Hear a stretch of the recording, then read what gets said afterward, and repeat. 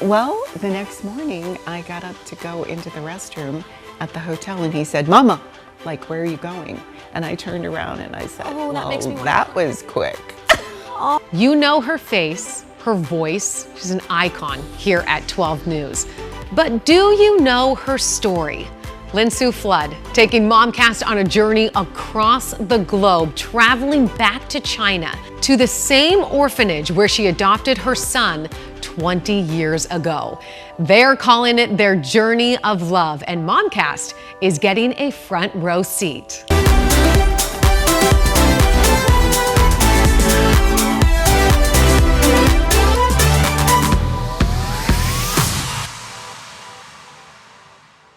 Welcome to Momcast. I'm Emma Jade. If you watch 12 News, you know this woman, Lin Sue Flood. But did you know she has a son that she adopted from China back in 2005? At the time, he was 3 years old, and together, they just traveled back to the same orphanage she adopted him from. We're going to sit down with Lin Sue in just a second here on Momcast, but first, you've got to see their story because you won't believe what they discovered together. Mother and son, that so perfectly led them to one another. From Nanjing, it's a 3-hour car ride to the orphanage. As soon as we arrived, the staff was waiting, and they were not expecting Wen to understand Chinese.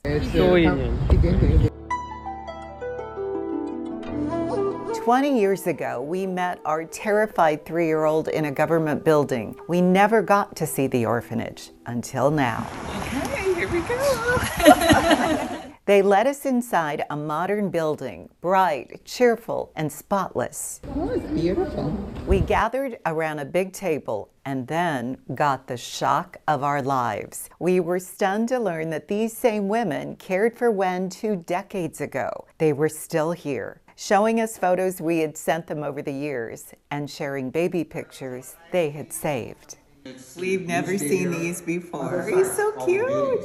They wasted no time snatching my phone to snap pictures of the years they'd missed, of Wen playing violin, playing golf, playing soccer, graduating from college. Most Chinese orphans call the caretakers auntie, but here, the children called these women mommy.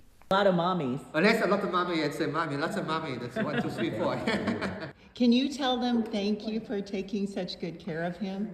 非常，他妈妈讲，非常感谢你们，就照顾他这么3年。谢谢。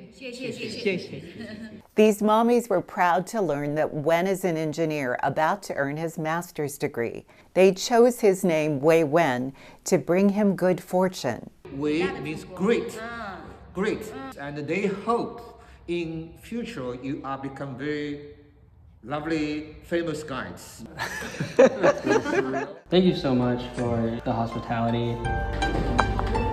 Then it was time for a tour. In his day, there wasn't even heat in the winter, but now the rooms are bright and colorful, full of athletic equipment, an area displaying the children's art, even an adorable pretend grocery store and kitchen, and a whole new playground. So much had changed. So did this kind of blow your mind? Yeah. Me too. It was obvious these women cared deeply for him. All the mommy from orphanage love him very much. So this was your mama before I was your mama. An extended family to treasure going forward. I saw why Wen came to us confident and capable, and they were grateful to see their special little boy was loved and nurtured and grew into a fine young man. Happy, joyful, joyful. It is joyful.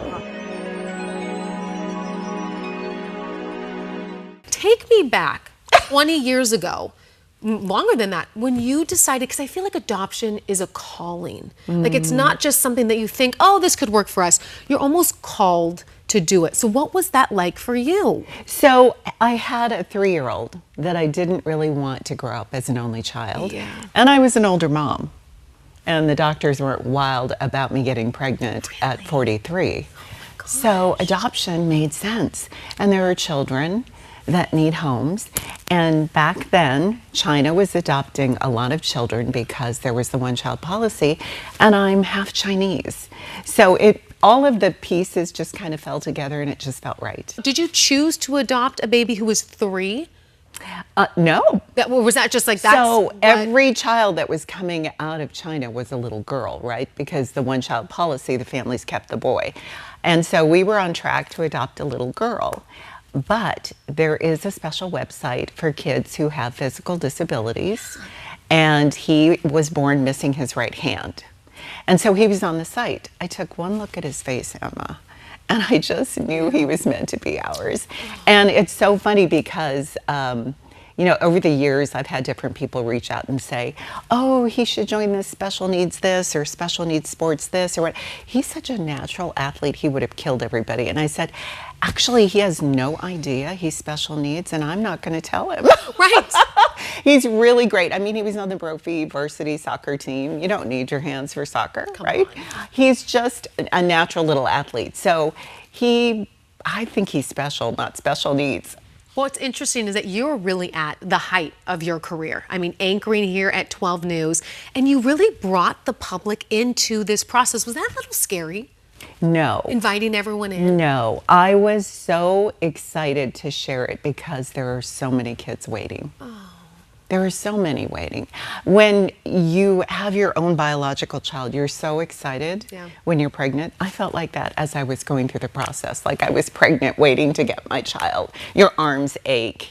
You dream about them. You know, especially after you get the face and you know he's over there. So you fly to China. What happened? You have to stay there once you meet your child. So they brought us to a government building. We had not been to the orphanage. They take the child from the orphanage and meet you in a government building where you finalize things legally. Then you stay in the country for a couple of weeks while your child becomes an American citizen. So you get to enjoy the country, which is wonderful. All the cultural things and the food. The food's amazing. Unbelievable. And you acclimate to your child, which is tough because he was 3 and didn't speak English. And when I think back to my kids when they are 3, our conversation with Lin Sue Flood continues right here on Momcast. Momcast is sponsored by Moxie Pest Control, protecting what matters most.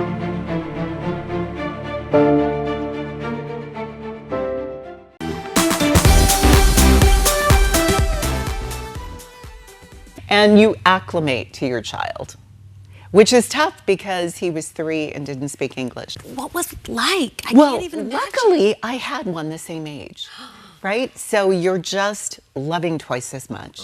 They're doing the same things. I was very blessed that the orphanage was good about, they had so many kids. The kids had to do things for themselves.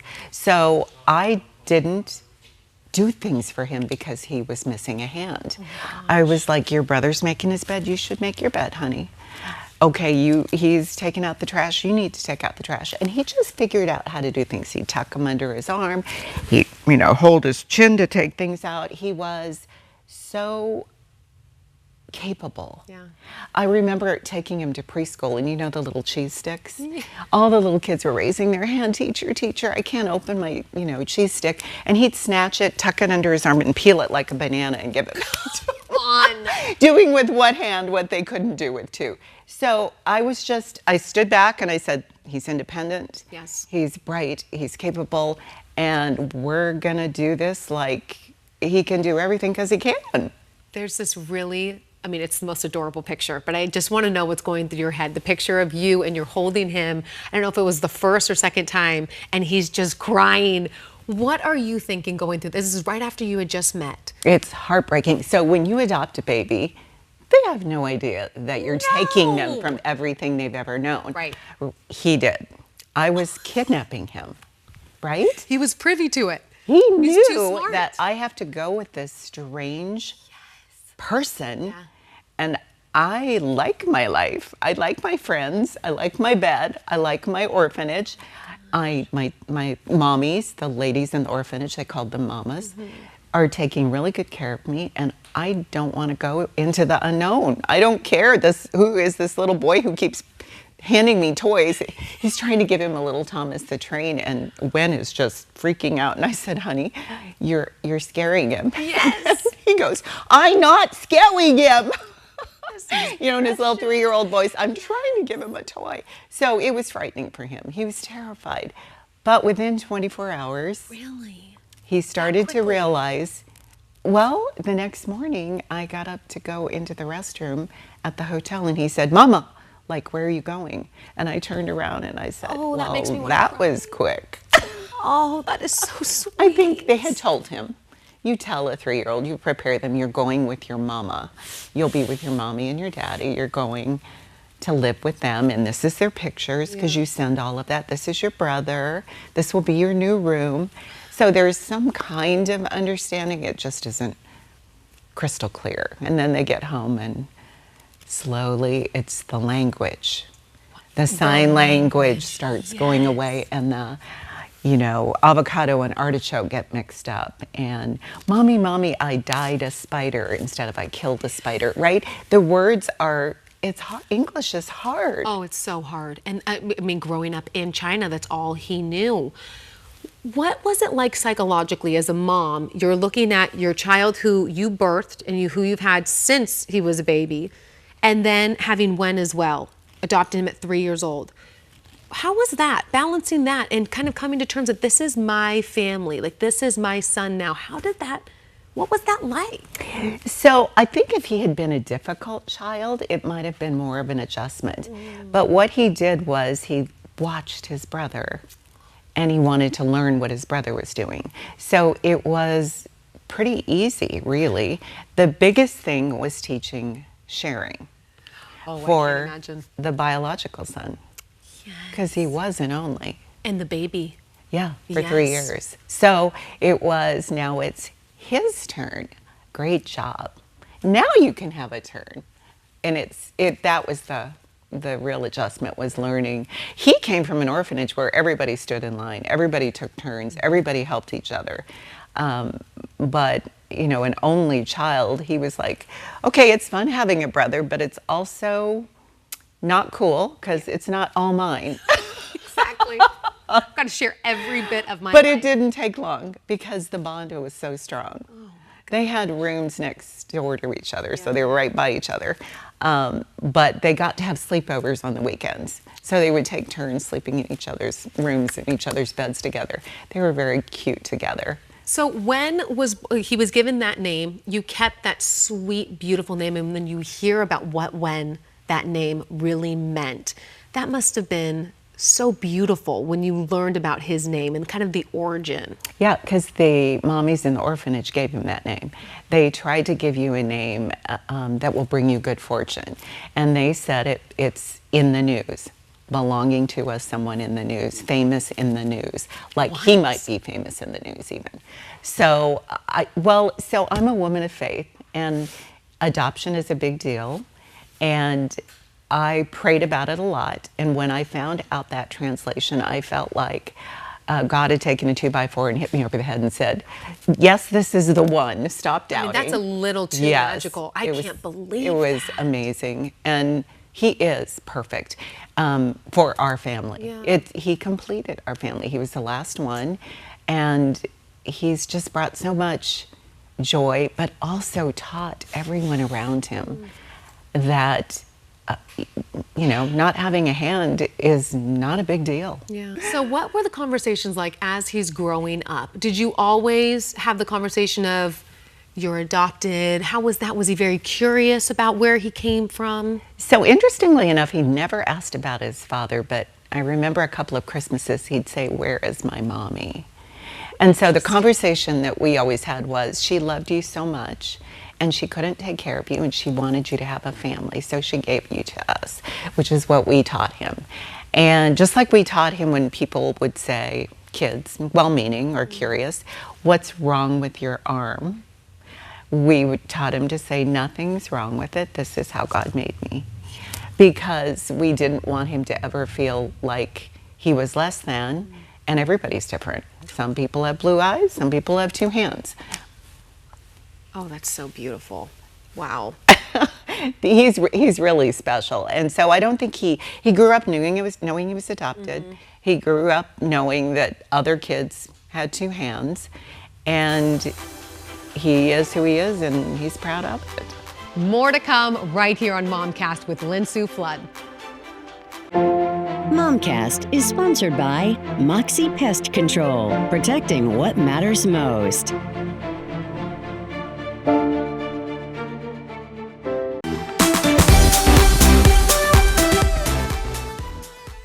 When was the decision to go back to China? When did you guys, was that always in the works? Was it always like, at some point, we will take you back there? Or did it stem from his interest? So we were always curious. I think some families actually do get to go to the orphanage, so they've seen it. We did not. So it was always going to be on our bucket list. But life is busy. He's 23 years old before we go back, right? It's 20 years later. So we weren't sure it was ever going to happen. Yeah. And we had the opportunity to go. We did it. And really, Emma, it was closure for me as a mom. In what way? Knowing why he came to us with such a healthy spirit, because he was nurtured those first 3 years. You know, kids are a product of genetics and nature, but also nurture and environment. And he had a good nurturing and good environment. So he came to us whole, and then he had a family that loved him. So he was able to reach his potential. And you think of all the kids who didn't get the family, and they aren't reaching their potential. So we just felt so grateful that we were able to go back and kind of put that piece together. But the biggest shock is 20 years later, 5 of the mamas who raised him are still there. I can't believe that. They came out with pictures, because I only had pictures from 3 on. Because when you apply to adopt, they show you your child. Yes. They don't show you baby pictures. And so they were giving me baby pictures, and then they snatched my phone and they're like, let's see him growing up. Oh, these are his prom pictures. Oh, this is him playing soccer. Oh my goodness, here's him graduating from college. So you were seeing pictures of your son that you had never seen before. And these mamas were seeing pictures of their son that they had never seen before. Wow. It was mind-blowing. Oh, and leading up to it, was Wen nervous? How did he feel going back there? I think he was curious. Okay. And he had no idea what to expect. And when he got there, he was kind of speechless. He went back and he kind of knew what the layout of the orphanage was. He kind of knew that there were, you know, a big room with a lot of playpens and cribs, but to see it and to know this was my home, like trying to process something you don't remember. Yes. So I think he was just, it was a whirlwind. He didn't really know what to say, but the thing that shone through was how much these mommies loved him. Some of the pictures, Emma, that they gave me, they thought he was such a happy little kid that on the weekends they brought him home to play with their own children, and then would bring him back to the orphanage on Monday. So I had pictures of him playing with their children that they pulled out to show me, this is my daughter. She's now 25, oh my gosh, and she lives in Shanghai, and she's a doctor.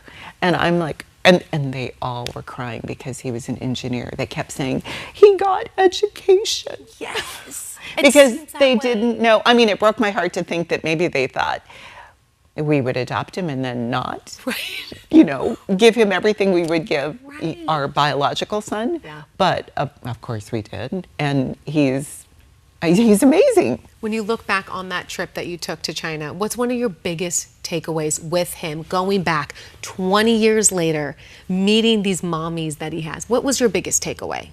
That he had a lot of mommies in his life. Yes. That you adored him. It's I so unbelievable. I was his mom. Yeah. He had a birth mom who loved him so much. She said, I can't care for him. And a lot of the children that are born either with a disability or female were just, you know, drowned or buried in the backyard or whatever. They weren't taken to orphanages. So for him, his mother to have said, I want him to have a chance, and to leave him in a box on a doorstep to be discovered and taken to an orphanage. And then for 5 mommies to love him and teach him he can do everything that everyone else can do. And then for God to have him find a family that was going to love him and raise him. It's just a beautiful journey. And it does break my heart to think that there are children in orphanages in every country and in our own. Right. I think Arizona has 10,000 kids in foster care, kids who need a home, who need a family, who need love. That there's still opportunity out there to do it, even though China does not have foreign adoptions anymore. There are kids everywhere, and we went with China because I'm Chinese. Right. But, you know, any child that needs a family, if there's a family that wants to love them, it's a miracle. For people who are thinking about adoption, who maybe even haven't considered it, what do they need to know about the process? What do they need to know about the relationship that starts? Because there's a lot of questions around it. You do have to get certified to adopt Okay. in Arizona for a domestic adoption or for a foreign adoption. You have to get certified first. And it's a process. It's a lot of paperwork. If you are not really emotionally committed, you're not going to finish the process, which is great. Yeah. Because you only should do this if you really, really want to bring a child into your life. So it is a lot of red tape. Yes, it's a lot. It's a big process. But it's, like you said, commit. Totally worth it. It's totally worth it. It's ironic because I do remember part of the adoption ceremony in China in the government building was they make you put your hand on the Bible and swear that you will take care of this child and love this child and not abandon this child. And it ran through my brain like, you mean like is happening, you know, it's already happened to him, and how this country is sort of abandoning him by letting him leave. And I thought, gosh, after all that we've done, that is the last thing a parent who's gone through all of these hoops would do, is abandon the child. We were so ready to accept him and love him. There's an old belief, cultural belief in China, that everyone you meet is connected to you by a red thread. And it doesn't matter how far you are physically, the thread will just stretch and never breaks. So I kind of think, it's sort of umbilical cordy, that there was this long red thread that tied me to Wen in another country. And over time it got shorter and shorter till I found him. Oh gosh, that is the best. Thank you so much for sharing your story. Oh my gosh. And then for sharing how it was going back over with him 20 years later, because it really, this is your personal story. This is your family. So for you to share it, you know it's inspiring so many other people. Well, I would just encourage people to open their hearts if they've ever thought about adoption. It's an amazing gift. Momcast is sponsored by Moxie Pest Control, protecting what matters most.